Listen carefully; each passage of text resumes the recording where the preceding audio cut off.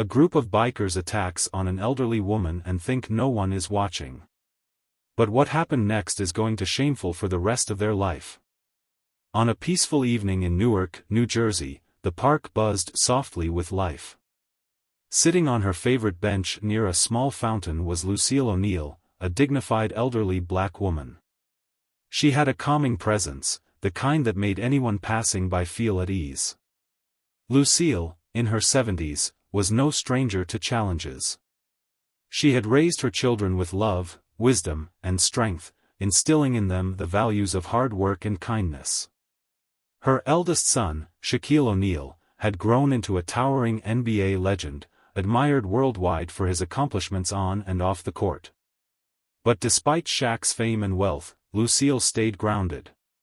She cherished simple joys, her weekly strolls in the park, the sound of children laughing, and moments of peace where she could reflect on how far she and her family had come. This evening was no different. With her sun hat neatly perched on her head and her purse resting beside her, Lucille gazed at the sunset, feeling grateful. She adjusted her purse straps and leaned back, taking a deep breath of the crisp evening air. The rhythmic splash of the fountain and the rustling leaves created a soothing backdrop to her thoughts. But tranquility doesn't last forever. From across the park, a group of 3 men appeared. Their loud, mocking laughter disrupted the peace, cutting through the air like a sharp knife. They walked with a swagger, their rough jeans and scuffed boots a stark contrast to the serene surroundings. Their presence was jarring, something about their demeanor felt off. As they strolled closer, their gaze locked onto Lucille. She noticed them out of the corner of her eye but didn't react. Instead, she kept her focus on the fountain, refusing to let her calm be disturbed. But the men had other intentions. "Hey, lady," one of them called out, his voice loud and filled with mockery. He was the ringleader, tall and wiry, with a sneer permanently etched onto his face. His companions exchanged glances, laughing as they followed him toward Lucille's bench. Lucille stiffened but remained composed. She had faced prejudice before and knew better than to react immediately. She adjusted her purse, her hands steady, and kept her eyes ahead.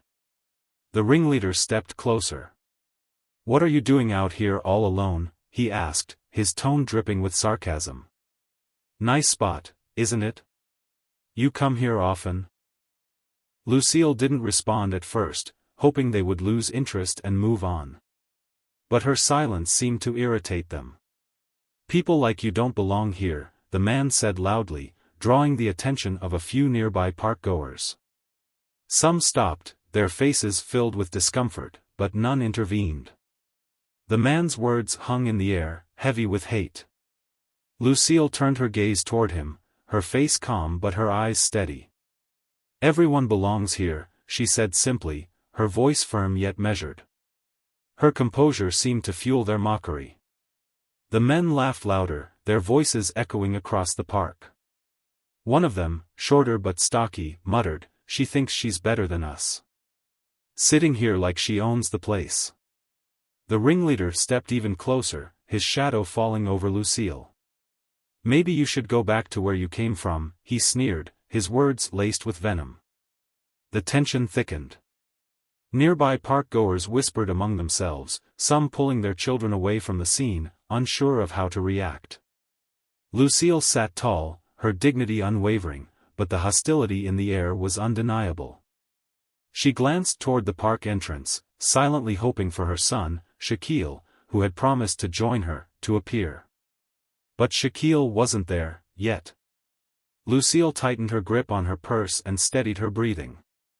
She had always believed in standing her ground, no matter the situation. However, the men's laughter and hateful remarks chipped away at the peaceful evening she had come to cherish. The ringleader smirked, gesturing to his companions. "Looks like no one's coming to help you, lady," he said, leaning slightly toward her. "You're all alone."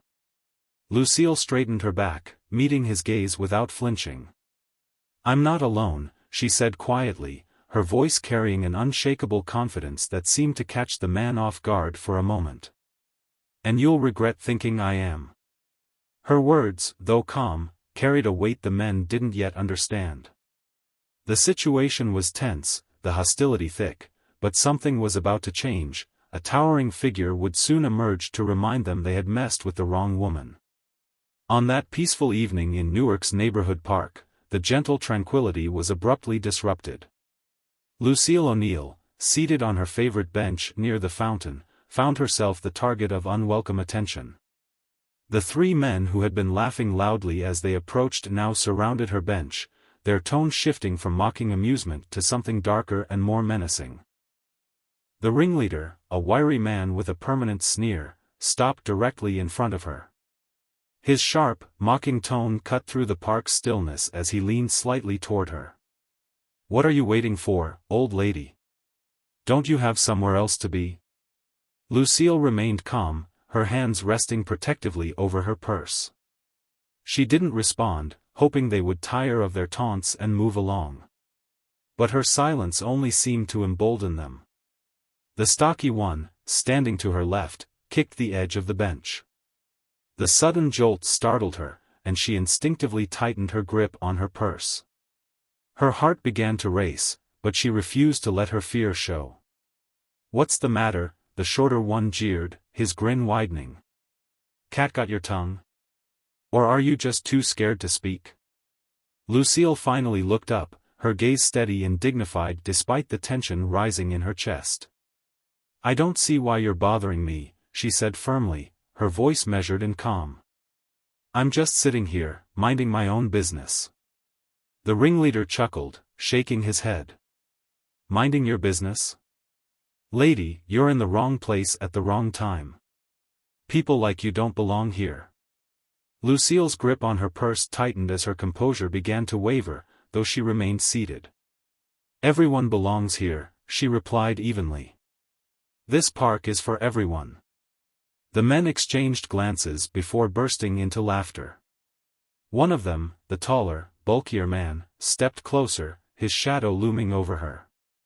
"You've got some nerve, talking back like that," he said. "Maybe you need a reminder of who's in charge around here." The ringleader smirked and crouched slightly to meet Lucille's eye level. "Or maybe you need a little lesson about staying out of places where you're not wanted," he said, his tone dripping with mockery. Suddenly, he reached for her purse, grabbing it with one hand and giving it a sharp tug. Lucille's heart pounded as she instinctively clutched the bag tighter, her knuckles whitening. "Leave me alone," she said, her voice steady despite the fear surging through her. "I have every right to be here."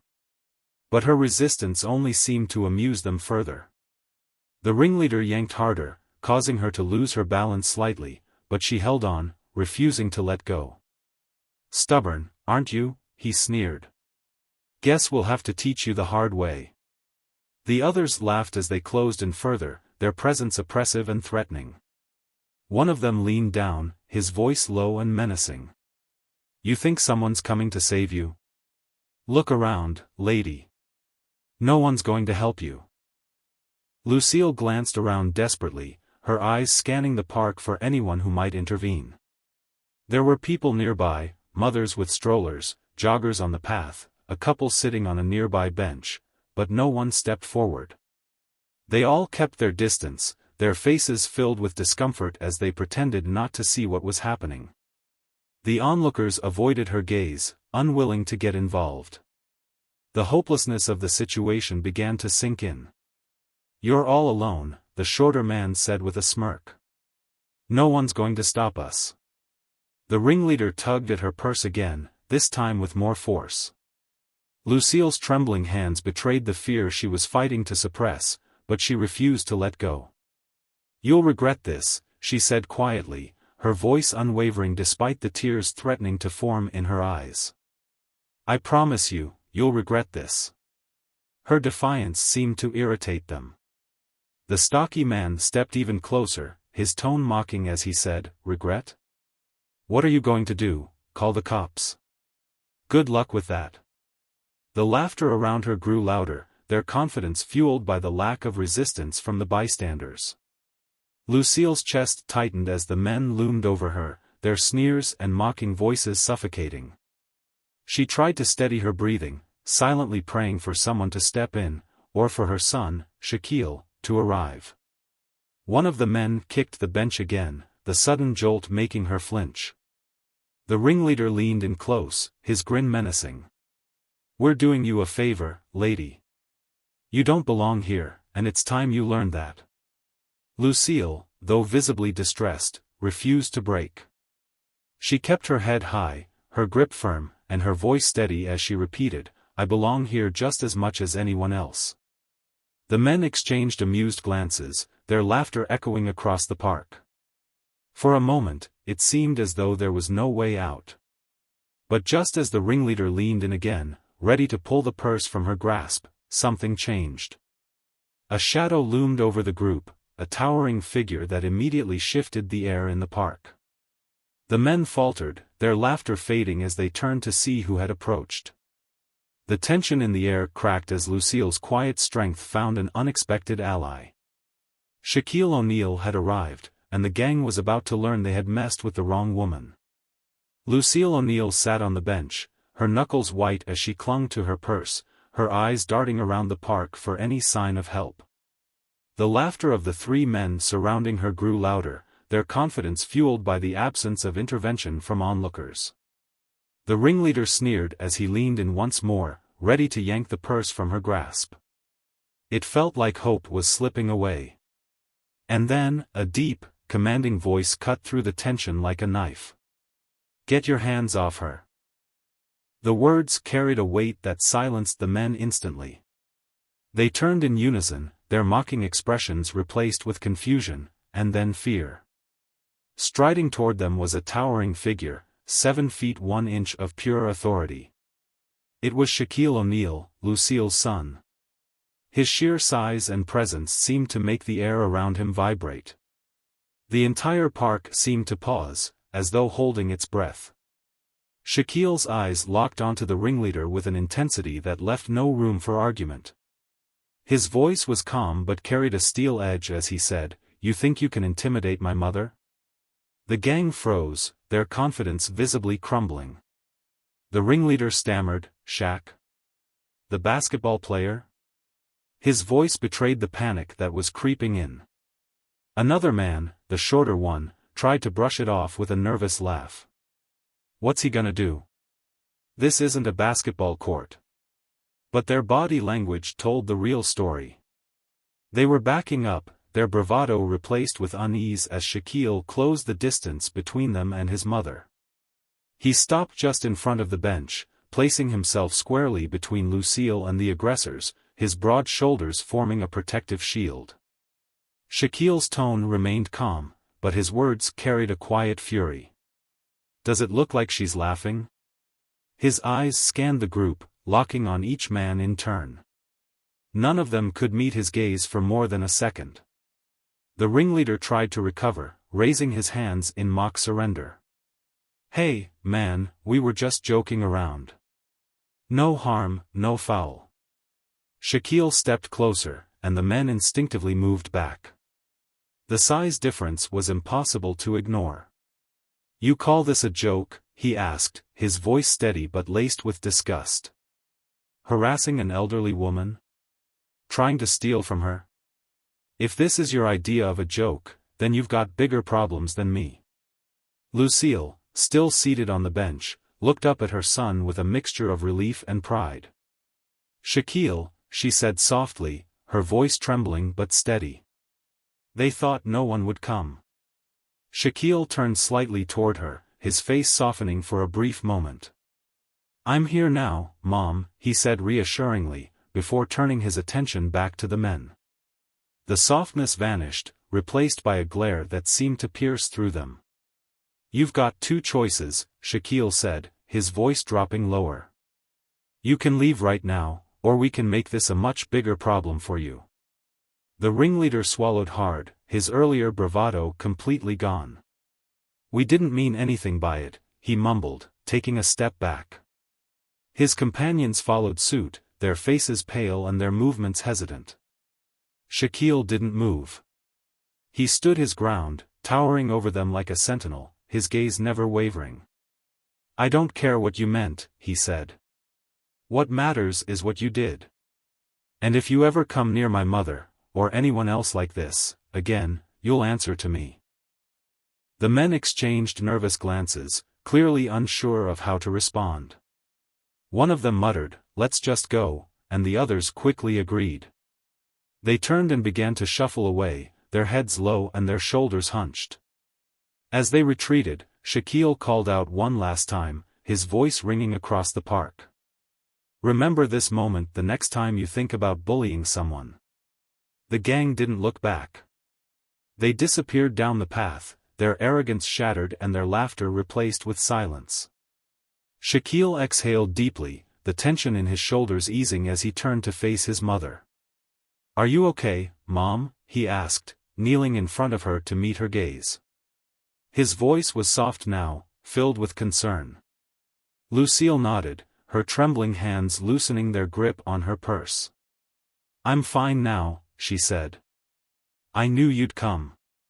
Shaquille smiled faintly, reaching out to take her hand. "Always," he said simply.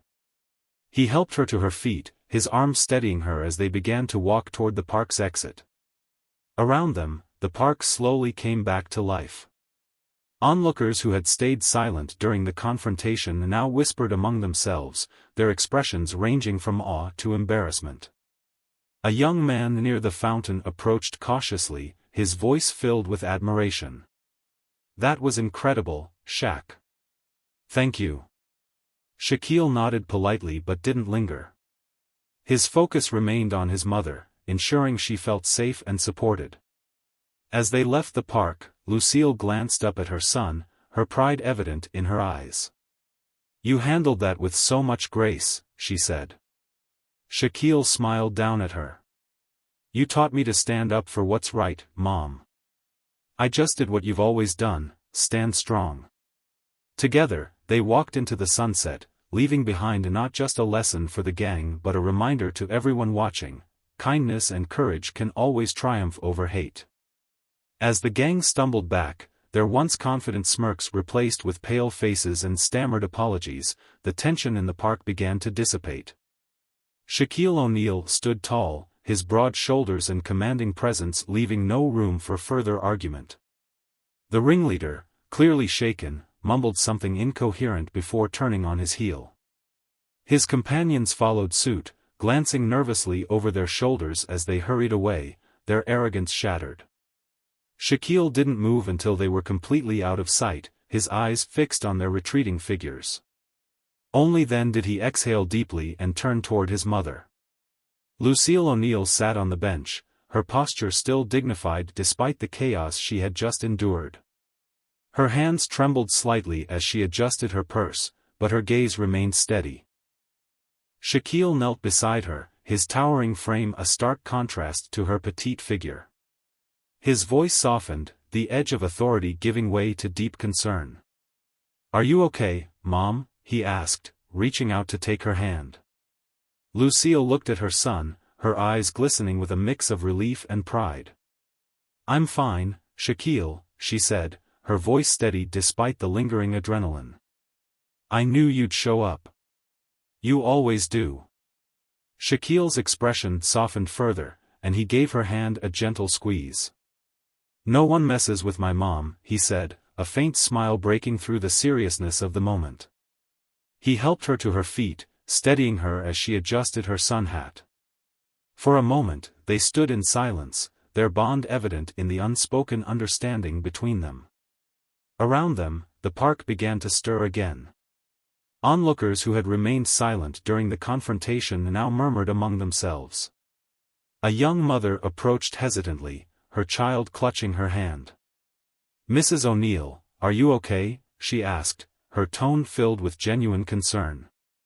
Lucille nodded, offering a warm smile. "I'm fine, dear. Thank you for asking." The young woman glanced at Shaquille, her expression one of awe. "That was incredible," she said. "You stood up for her in a way most people wouldn't." "Thank you." Shaquille nodded politely, his focus still on his mother. "I just did what anyone should do," he said simply. Nearby, a group of teenagers whispered among themselves, clearly inspired by what they had just witnessed. One of them, a boy no older than 16, turned to his friends and said, "We've got to be better than this. We can't just stand by when stuff like that happens." The ripple effect of the incident was palpable. Conversations about racism and community began to ripple through the park. Strangers who had never exchanged words before found themselves discussing the importance of standing up against prejudice. An older man sitting by the fountain shook his head and muttered, "About time someone taught those guys a lesson." Shaquille and Lucille began to make their way toward the park's exit, the commotion behind them slowly fading. As they walked, Shaquille kept a protective arm around his mother, his towering presence ensuring no one would dare approach them with ill intentions. Lucille glanced up at him, her eyes filled with gratitude. "You know," she said, her tone light but sincere, "you may be a big-time celebrity, but to me, you'll always be my baby." Shaquille chuckled, the sound deep and rich.